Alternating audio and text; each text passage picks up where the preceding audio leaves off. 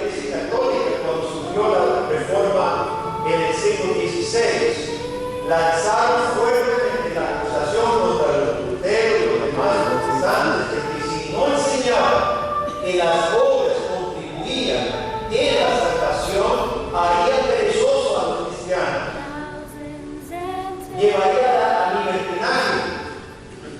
Y ha sido una crítica hasta la fecha de hoy, que los que creemos en la gracia soberana del Señor y la justificación por la fe, solo por la gracia y los méritos de Jesucristo, va a producir cristianos reformados, perezosos y libertinos. Bueno, cuando vean reformados, perezosos y libertinos, no ayuda. Que los hay, obviamente. Entonces, felicito una vez más a aquellos que escogieron este tema, un llamado a la santidad. Dijo Juan Calvino: ¿cómo podría Dios comenzar mejor que advirtiéndonos la necesidad de que seamos santificados, porque nuestro Dios es santo?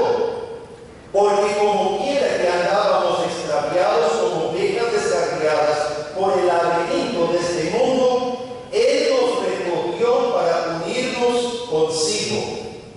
Cuando oímos hablar de la unión de Dios con nosotros, recordemos, dice Calvino, recordemos que el lazo de la misma es la santidad. La Biblia es clara. Dios demanda santidad. Sin embargo, las interpretaciones teológicas acerca de la santidad no son todas unánimes. De hecho, existen diferencias profundas entre las diferentes corrientes teológicas acerca de este tema tan central en la palabra de Dios. Yo creo que todos aquí podemos concordar que, de acuerdo a la Biblia, la obra de Dios en la salvación consiste en tomar pecadores reos de muerte y llevarlos a su presencia de gloria, habiéndolos justificado, santificado y glorificado. Uno de los pasajes más concisos que describe la meta y obra de Dios, que a mí me gusta mucho por el resumen que hace, es Tito 2. Tito capítulo 2, los versículos 11 al 14. No sé si lo quiere buscar o tomar nota. Tito 2, 11 al 14 dice así: porque la gracia de Dios se ha manifestado para salvación a todos los hombres, enseñándonos que renunciando a la impiedad y a los deseos mundanos, vivamos en este siglo sobria, justa y piadosamente, aguardando la esperanza bienaventurada y la manifestación gloriosa de nuestro gran Dios y Salvador Jesucristo, quien se dio a sí mismo por nosotros para redimirnos de toda iniquidad y purificar para sí un pueblo propio, celoso de buenas obras. Como en muchas de las enseñanzas sobre la salvación, el apóstol Pablo fundamenta el conducta del cristiano sobre la obra hecha por Cristo anteriormente. Nosotros hablamos de la relación entre el indicativo y el imperativo. El indicativo es lo que es un hecho. La obra de Jesucristo fue un hecho. Es lo que Dios hizo por nosotros. Y el imperativo ahora obedezca. Han muerto, fueron crucificados en Cristo. El viejo hombre ahora viva para el Señor. Pablo afirma que la gracia de Dios se ha manifestado. Indicativo. Cristo se dio a sí mismo por nosotros. Es un hecho. Son los hechos de la salvación realizados soberanamente por puro amor, sin intervención nuestra. Ahora bien, Dios tiene un propósito en ofrecer a su Hijo, y este propósito se resume en las palabras: enseñándonos que renunciando a la impiedad y a los deseos mundanos,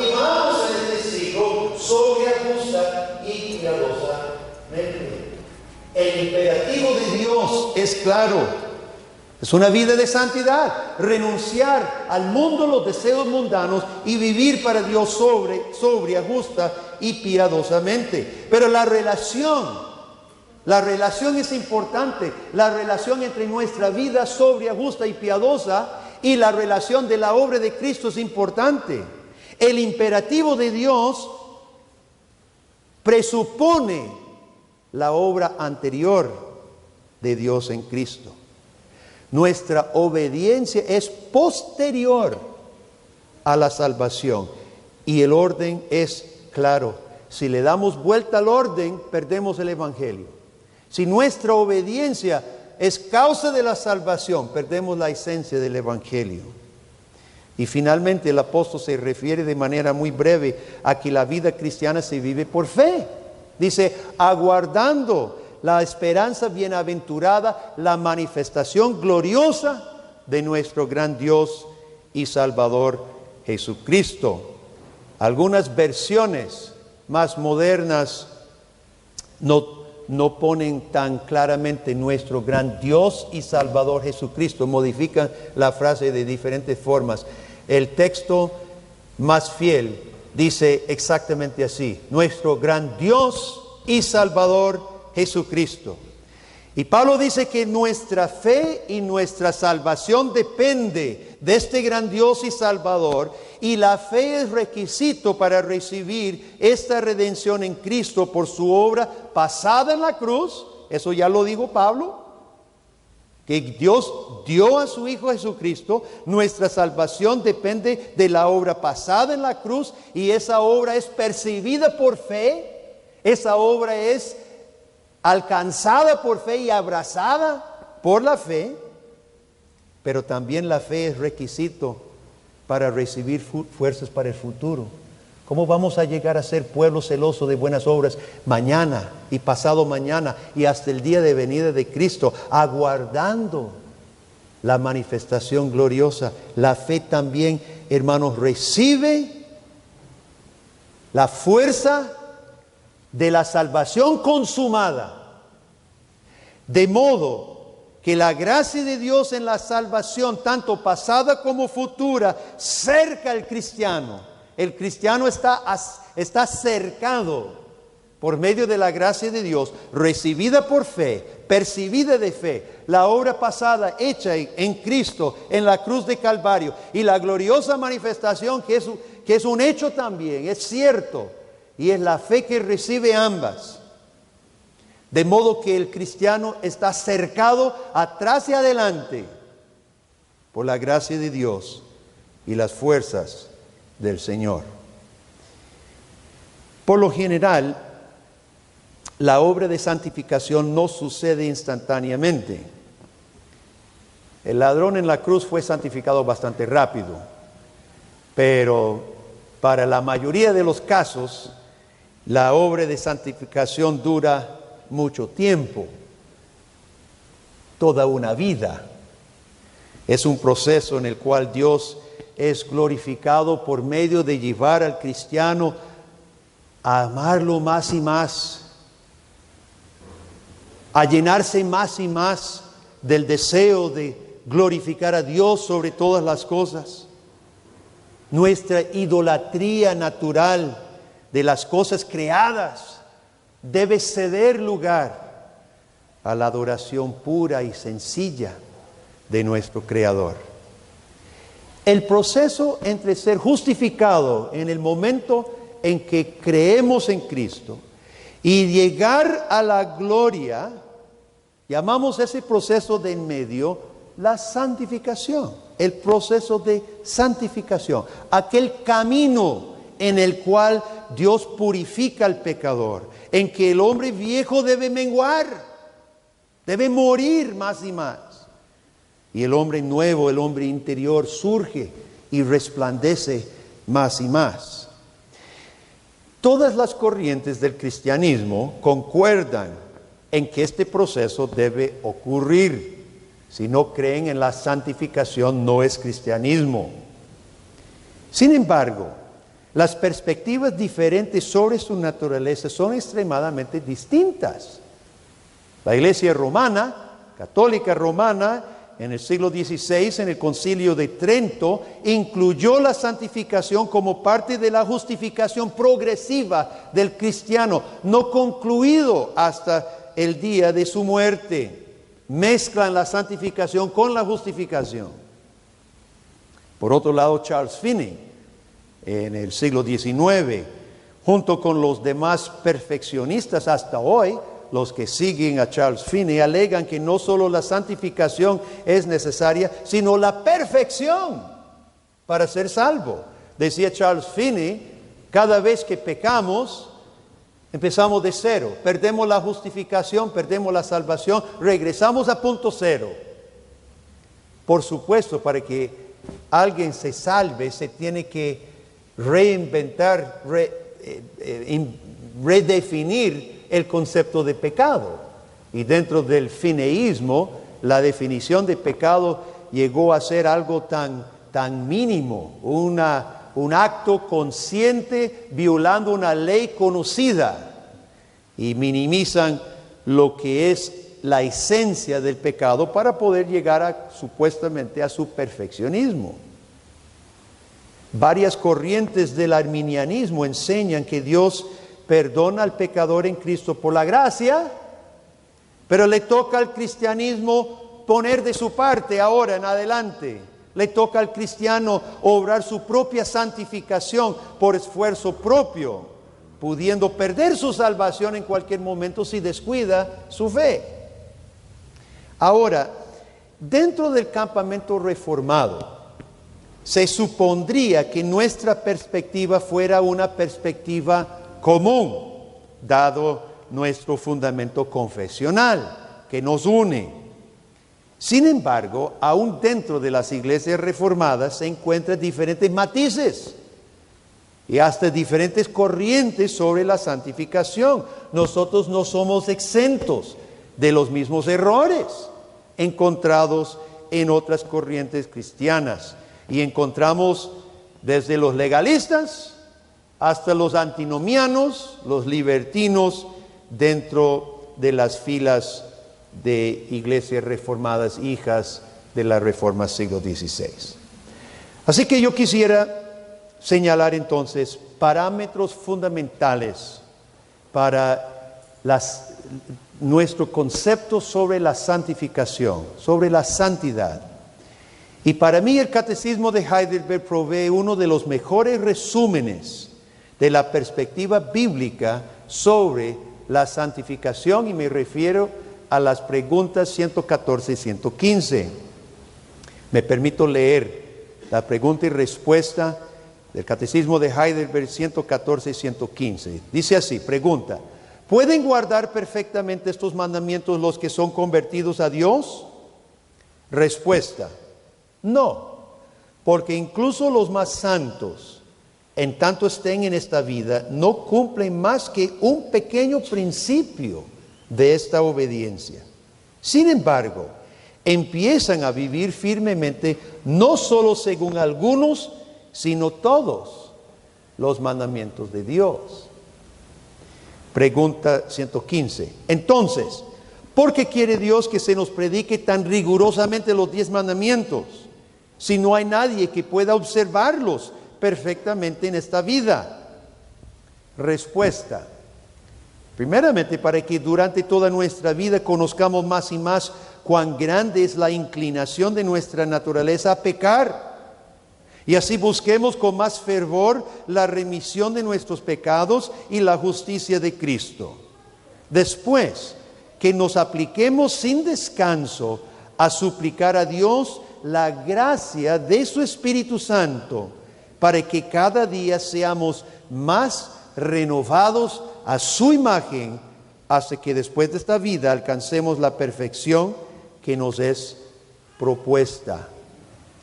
Aquí quiero que notemos 3 cosas principales para nuestro marco, parámetro de principios fundamentales para la santificación. Primero, el Catecismo nota la incapacidad del cristiano de cumplir perfectamente la ley de Dios en esta vida. Tanto el perfeccionismo como el legalismo quedan excluidos. El catecismo corta con el perfeccionismo, obviamente, dice, aún los más santos tienen apenas un principio. Así que nadie espere que usted esté llegando a la perfección. La santurronaría queda excluido. Pero también el legalismo. Porque no podemos señalar a otro y decir y esperar que sea perfecto. Ni nosotros, ni el otro. El catecismo corta con el perfeccionismo tanto como el legalismo. Segundo, el catecismo, mientras afirma la imposibilidad de alcanzar la perfección, sin embargo, señala el poder divino que ayuda al cristiano a avanzar, dice, no solo en algunos, sino en todos los mandamientos. El catecismo no permite que el cristiano diga, ya vencí la mentira, pero el robo todavía no, pero seguro nunca venceré el robo. Ahí seguiré siendo ladrón, pero como yo ya vencí la mentira, pues bien. Catecismo no permite. Dice, no solamente avanzamos en algunos de los mandamientos, sino en todos, porque el poder de Dios rompió el poder del pecado, no solo en algunas, sino todas las áreas. Si bien no vamos a llegar a alcanzar la perfección en los 10 mandamientos, vamos a haber avanzado algo en todos.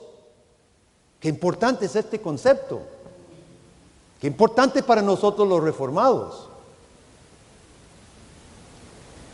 Aquí queda excluido el libertinaje. No podemos decir, bueno, yo soy justificado y estoy avanzando en algunas cosas y las otras, Dios me tendrá que aguantar. El libertinaje queda excluido con el punto número 2.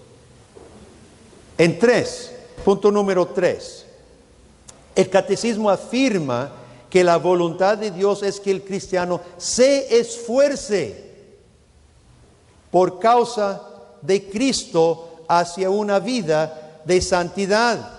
Dice el catecismo, después que nos apliquemos sin descanso a suplicar a Dios la gracia de su Santo Espíritu para que cada día seamos más renovados a su imagen. Aquí quedan excluidas todas las excusas. El perfeccionismo, el legalismo, el antinomianismo y las excusas, todos quedan excluidos por 2 preguntitas del catecismo de Heidelberg. Y la teología reformada ha mantenido este balance importante con respecto a cada faceta de la santificación. Y los teólogos más fieles a nuestros fundamentos siempre han reflejado este equilibrio. Pero en la práctica, como somos pecadores, las iglesias no siempre han podido navegar esta ruta y en ocasiones se han desviado a un lado o a otro lado. Y también muchas veces los cristianos individuales tendemos por naturaleza hacia uno de los extremos o el otro, para nuestro propio perjuicio, por supuesto, y para el perjuicio de otros hermanos. De modo, hermanos, que este tema, la santificación, el carácter de la santidad en el cristiano, sí es de suma importancia para la iglesia, ya que afecta nuestro testimonio diario y la vida cristiana, tanto personal como comunitaria. ¿Qué es caminar en santidad? Le invito a que busquemos Romanos 8:14. Romanos 8:14 será el texto para el resto de mi ponencia en este día.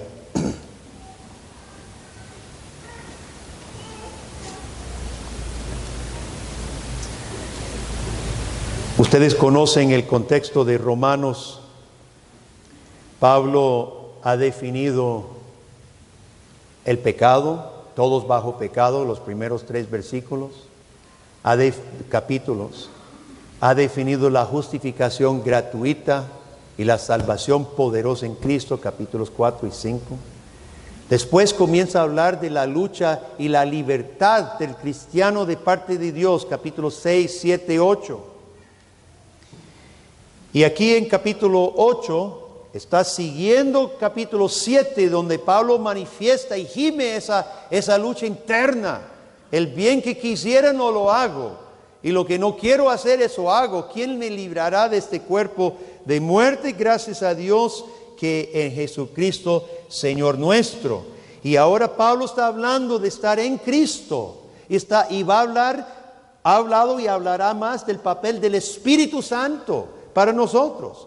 Y en versículo 14 dice, porque todos los que son guiados por el Espíritu de Dios, estos son hijos de Dios.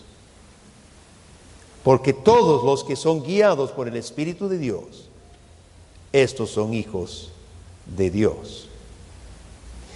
El Dios Trino se encarga de todos los aspectos de nuestra salvación. El Dios Trino. Sin embargo, la Biblia revela que el Espíritu de Dios, el Espíritu Santo, tiene un papel especial en el proceso de nuestra santificación.